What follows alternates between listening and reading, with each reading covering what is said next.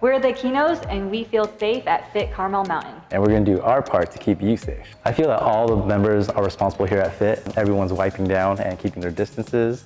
There's like a lot of respect between each other. Hi, my name is Lucy. I feel safe at Fit Carmel Mountain. And I'm doing my part to keep you safe. I do personal training with Victoria, so she's always cleaning everything I touch. And I feel very safe at the gym with Victoria doing personal training and seeing that the gym is really following its protocol for cleanliness.